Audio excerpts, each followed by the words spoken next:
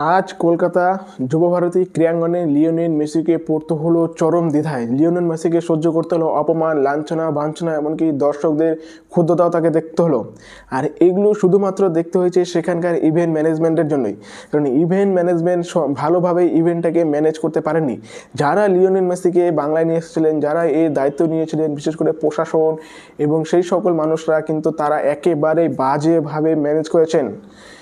বলে রাখি, উচ্চ দাম দিয়ে টিকিট কিনে সাধারণ জনতা লিওনেল মেসিকে ঠিকমতো দেখতে পারেনি। তারপরে সাধারণ মানুষ বা হাতে থাকা তাদের জলের বোতল ছুঁড়ে মারে মাঠের মধ্যে। এমনকি যুবভারতী ক্রীড়াঙ্গনে যে সকল চেয়ার টেবিল ছিল সেগুলো তারা ভেঙে দেন। তারা লিওনেল মেসির হোর্ডিংগুলো ভেঙে দেন। ক্ষিপ্ত জনতা এতটাই ক্ষিপ্ত হয়ে গিয়েছিল যে তারা বিশ্বাসই করতে পারছিলেন না যে লিওনেল মেসিকে তারা কেন চোখে দেখতে পাচ্ছে না। Lionel Messi the goat.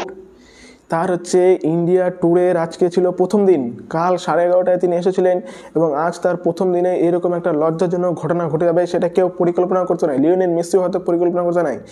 যেই বাঙালি সেই 7 সমুদ্র 13 নদী পারে লিওনেল মেসি, সেই লিওনেল মেসিকে এতটা ভালোবাসে, আর সেই লিওনেল মেসিকে দেখার জন্য আজ যা করলো বাঙালি, সেটা কিন্তু সত্যি একটা লজ্জাজনক ঘটনা। বিশেষ করে আমাদের পুলিশ প্রশাসন, এমনকি যারা এর দায়িত্ব নিয়েছিল, তাদেরও এটা লজ্জাজনক না। কারণ সবাই চায় লিওনেল মেসিকে দেখতে। আপনি তার মানে এই নয় যে সাধারণ মানুষের থেকে টিকিট নিয়ে নিলেন, টাকা নিয়ে নিলেন, টিকিট বিক্রি করে দিলেন, কিন্তু আপনি দেখাচ্ছেন কাদেরকে? সেলিব্রিটিদের, বলিউড সেলিব্রিটিদের। শাহরুখ খান নিজের পরিবার নিয়ে চলে এসেছে। আমরা দেখতে পেলাম মোহনবাগানের যে টিম ওনার গোয়েঙ্কা, সে নিজের ফ্যামিলি নিয়ে এসেছে, কিন্তু সাধারণ মানুষের কাছে কোনো রকমের সময় নেই। সাধারণ মানুষকে তিনি একটু নিজের হাতটাও দেখাতে পারছেন না। আর দেখাবেনও বা কী করে? এর দোষ তো লিওনেল মেসির নাই না। লিওনেল মেসি এখানকার ভাষা বোঝে না, লিওনেল মেসি এখানকার পরিবেশ বোঝে না, লিওনেল মেসি এখানকার কালচার বোঝেন। লিওনেল মেসিকে যেভাবে এরা বোঝাইছে সেইভাবে লিওনেল মেসি কাজ করছে, সেইভাবে লিওনেল মেসি নিজেকে পরিচালনা করছেন। সকাল সকাল তিনি নিজের 70 ফুটের একটা স্ট্যাচু উঠাইছেন, সেটা দেখে মনে হচ্ছে যেন এটা শোয়েব মালিক। লিওনেল মেসির স্ট্যাচু দেখে মনে হচ্ছে এটা লিওনেল মেসি নয়, এটা ঋত্বিক রোশন বা শোয়েব মালিক।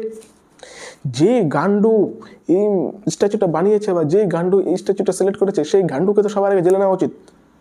একজন গোট, একজন মানুষ যে কিনা ফুটবলটাকে এত কিছু দিল, আর্জেন্টিনাকে এত বছর পরে বিশ্বকাপ জিতালো,